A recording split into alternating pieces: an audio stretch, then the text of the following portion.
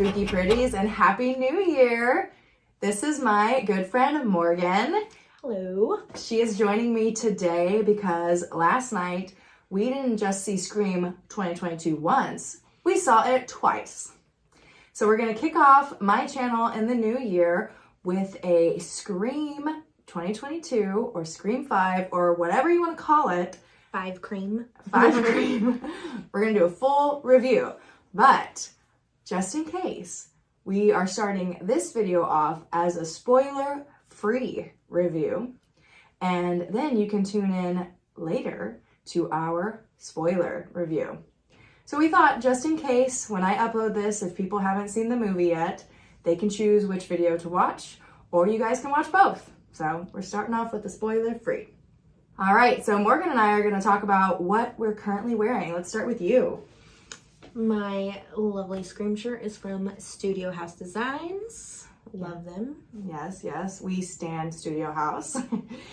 Today I am featuring a new bow by Ronnie V's Boutique. You guys know I love her and her shop.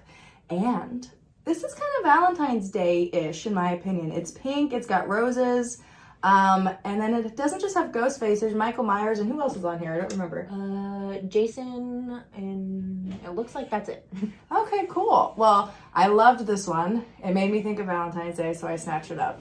And then if you're checking out my cardigan and wondering where the heck I got that, let me tell you. It's from Backstitch Bruja. She has an incredible shop, and this cardigan is extremely well made.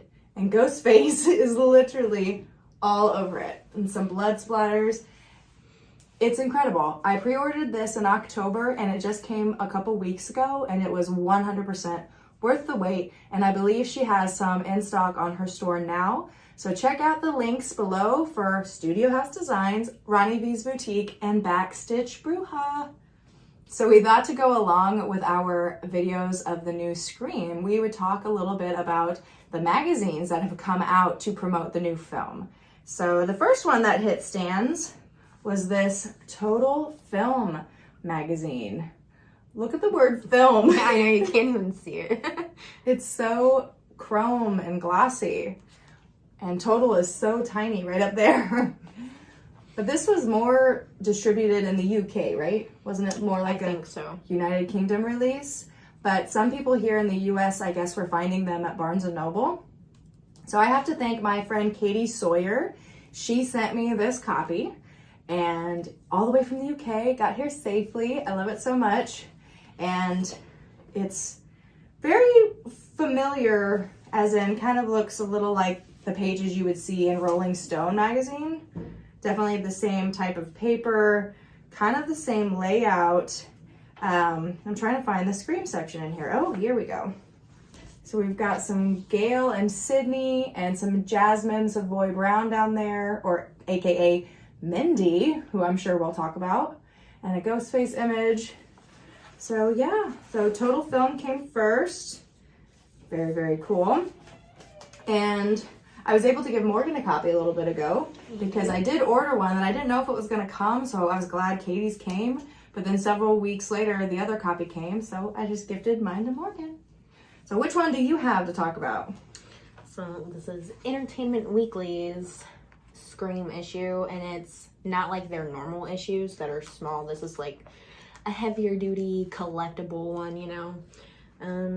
It's the ultimate guide to Scream, so I'm pretty sure it talks about the whole franchise and not just the new one.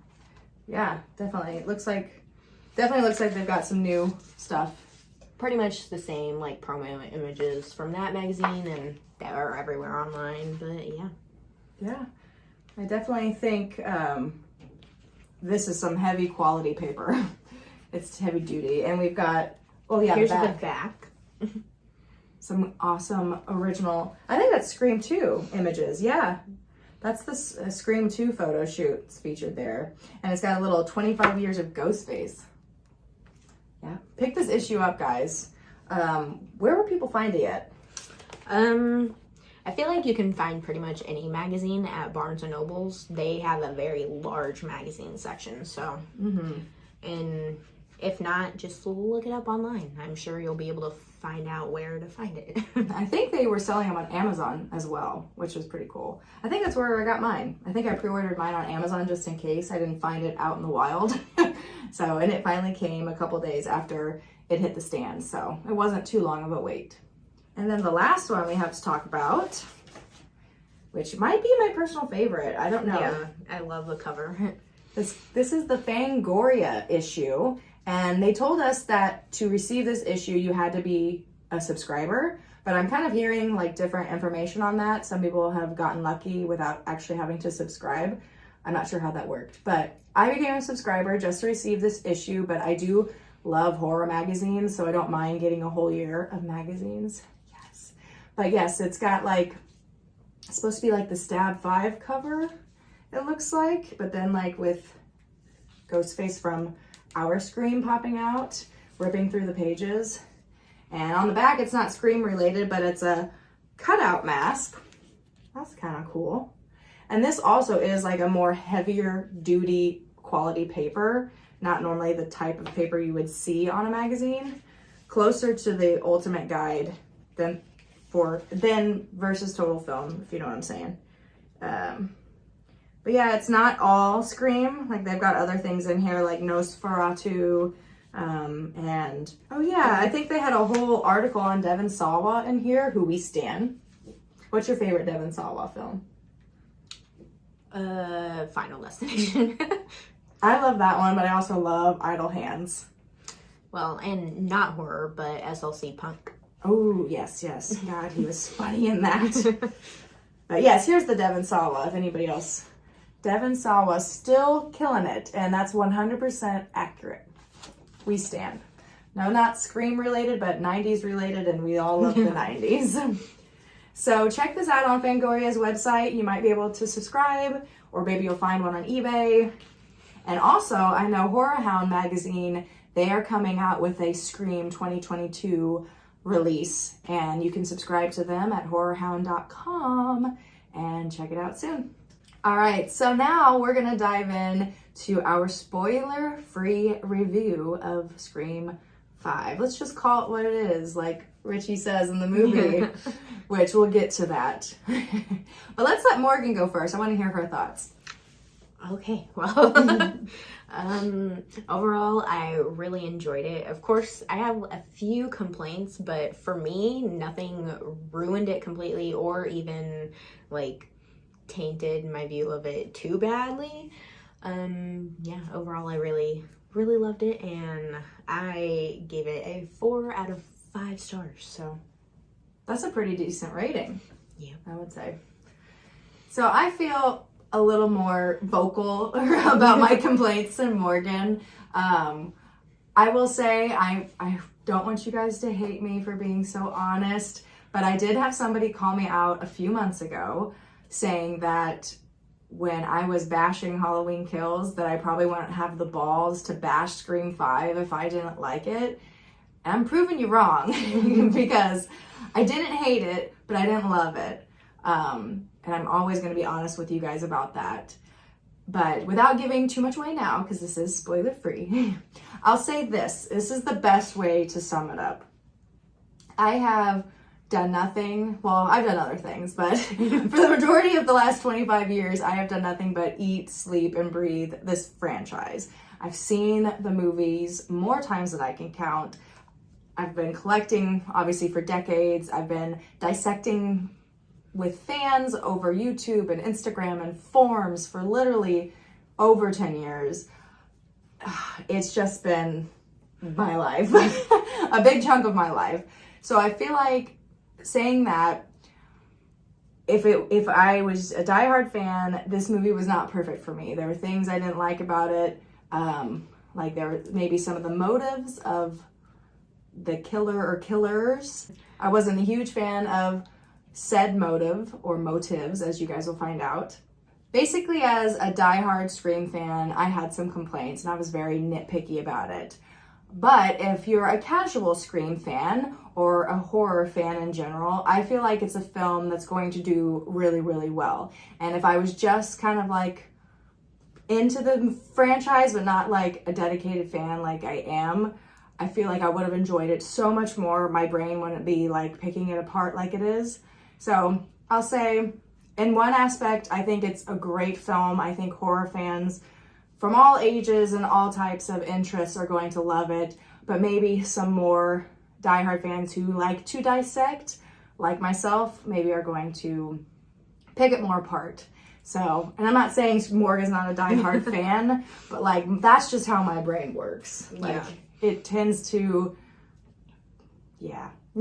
that's what it does. It's like, ooh, I see this, and then it all adds up, and I can't stop thinking about it. So, even saying that though, I give it a 3.5 out of 5 stars. So not too far off from yours. Yeah, I feel like I have seen a bunch of like the diehard fans on Instagram say that like 10 out of 10. So I feel like people, the reason they love it so much is the same reason that Maggie doesn't love it so much. And I also still have like the same issues as her, but just not as much.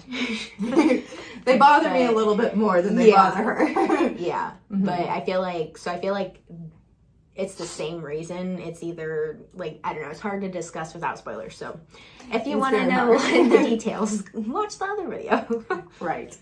So we overall, our theater going experience, I would say, was a 10 out of 10. Yeah, it was fun. Yeah, we had a lot of fun. We went to see it at an AMC first in Dolby Cinema. Mm-hmm. And we went with my husband and some friends of mine, and they brought some friends of their own. So it was a nice little group. Yeah. Mm-hmm. And there was another random guy dressed up as Ghostface there too. So that was fun. And we were dressed as Tatum and Gail there. And when we walked in, that Ghostface guy was like, oh, Tatum and Gail.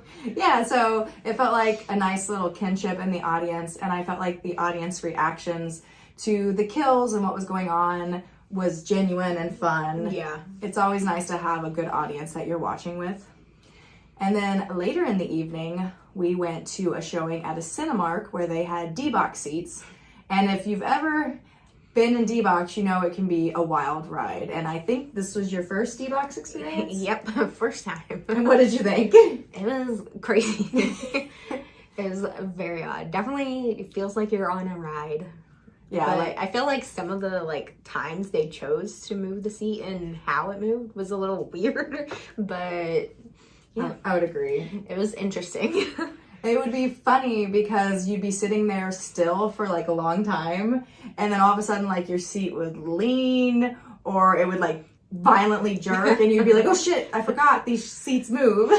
It's funny. I like when like every time someone was driving in a car, the seats would like, it felt like you were in the car. Kind of like that whole sensation. Yeah, it was a little strange. But it was fun because it then gave us like another element to our second viewing that wasn't there in the first viewing. Yeah. Yeah. It definitely felt like we were riding a Scream roller coaster, which is a weird vibe, but we had fun. Yep. Mm-hmm. So, and let's end this movie with something fun. What's your favorite movie-going snack? Just basic popcorn, but with lots of butter. Ooh, extra butter. Unlike Jada Pinkett Smith, who puts no butter on her popcorn in Scream 2. Such an odd person. Somebody's healthy. I just found a new favorite that I want you all to try, especially if you like spicy foods. I had a weird, like, sweet and spicy craving, so I grabbed a cherry icy and hot flaming Cheetos, or flaming hot Cheetos, whatever you want to call them, for our second viewing, and it was literally incredible. Like, the cold icy with the flaming hot Cheetos, perfect mix. Try it next time and see what you think. Comment your favorite movie-going snack down below. Yes, please. We want to know. And also down below will be part 2 of this video for the spoiler fans out there. So thank you for joining me, Morgan. And no problem. You guys come back. And in the meantime, make sure you keep it weird and make it Maggie and Morgan. Catch you in a minute.